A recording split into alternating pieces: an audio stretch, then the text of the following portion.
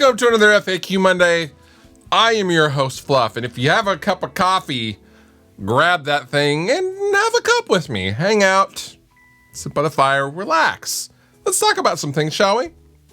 First question. What is the musical process, writing flow for Rest Repose? To be honest with you, it's actually changed quite a bit. So forever, it was basically me and Jared writing all the songs. And that would either be me bringing in a song, Jared bringing in a song, me and him writing some things together. That's basically how the band dynamic went.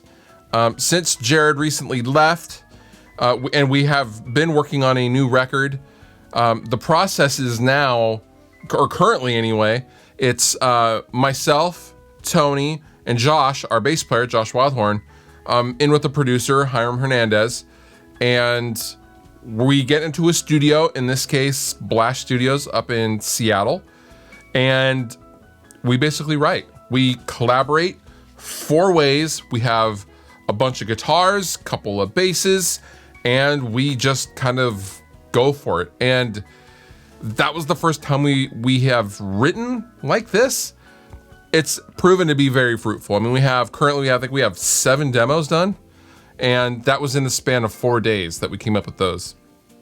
And it's just it's rich when you're in that environment and you're with other creative people.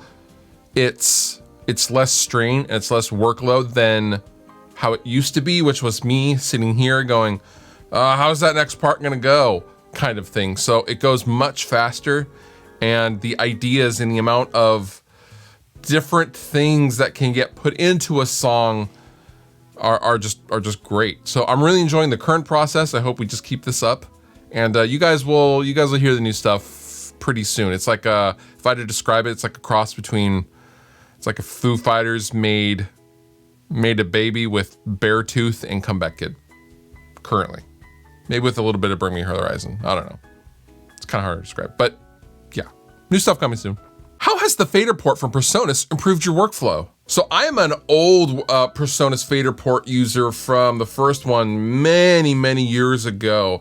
And the old one was always kind of buggy, and every time Logic would update, it would spit out the driver. So I'd have to go, and I kept the driver in my Dropbox.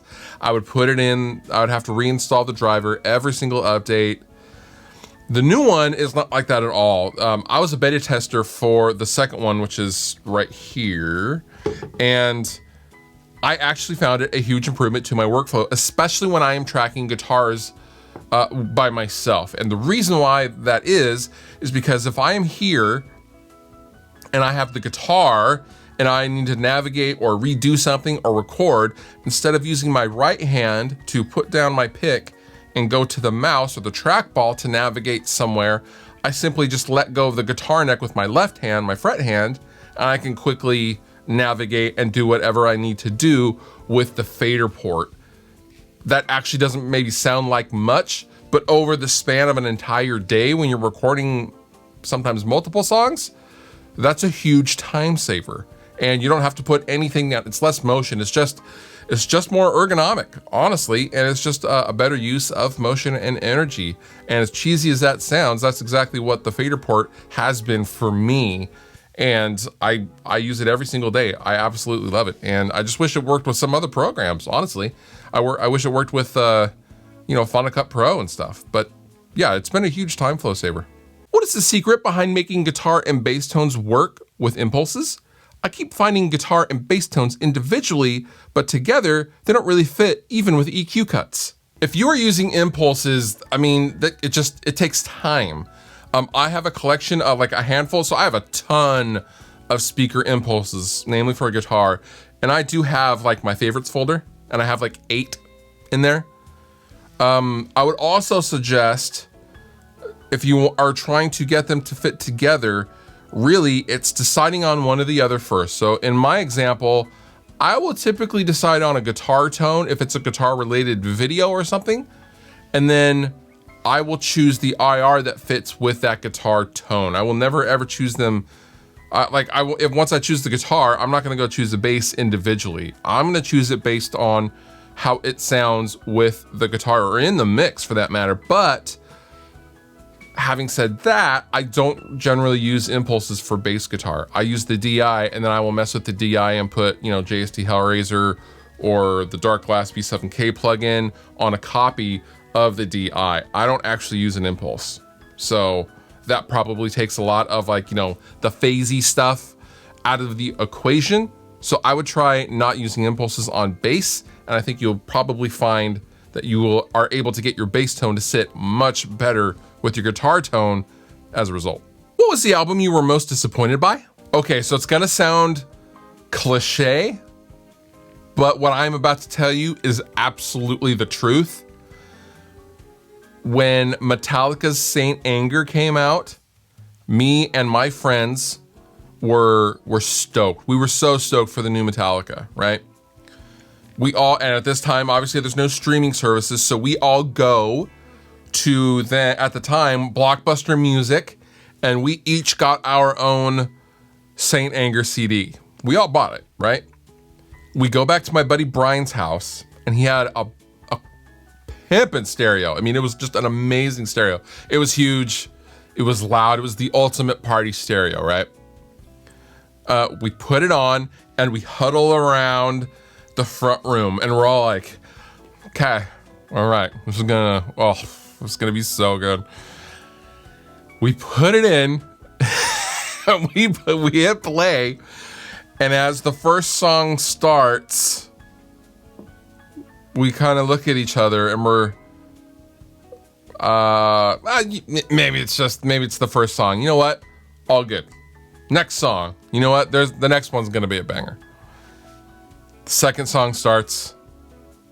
We start looking at each other again. We're like, what in the hell is that snare sound? What is this? Wait, what? At this point, my buddy Bill, I think he stopped it, because we're basically having a listening party, right?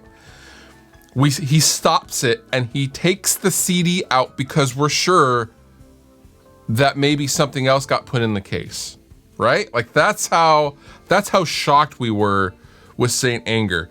We had to take the CD out and physically verify that it said Metallica Saint Anger.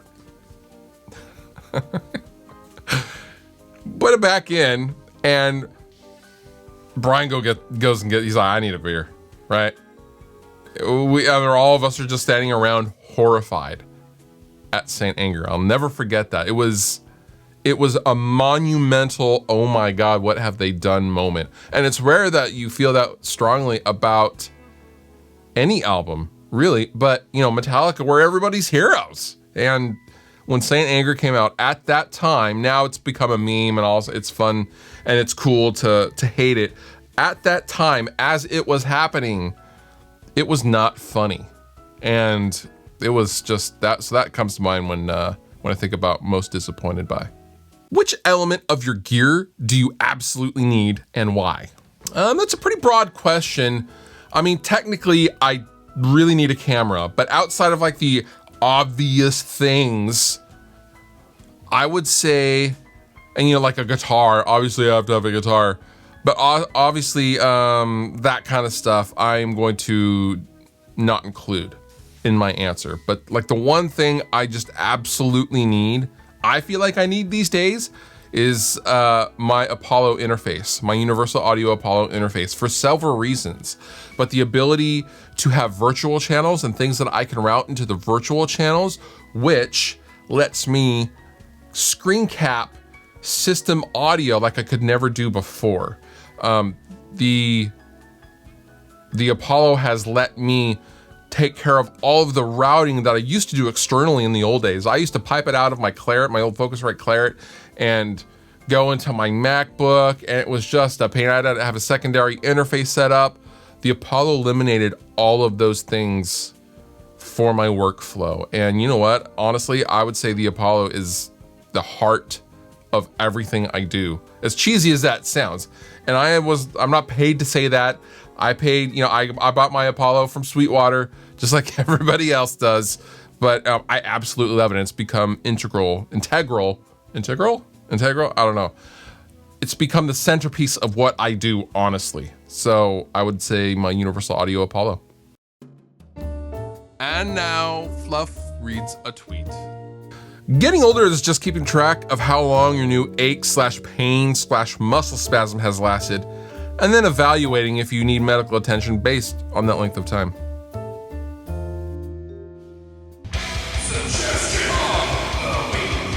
My suggestion to you this week is to check out the new single and video from The Damn Things. Members of Fall Out Boy and Anthrax and Every Time I Die and Alkaline Trio in one band. This is their second album. The video for Cells is awesome, it's funny, and I think you would really enjoy it as well. All the pickable links down below in the description. You've been wonderful. I've been Fluff. Thank you so much for watching, and I will see you next time.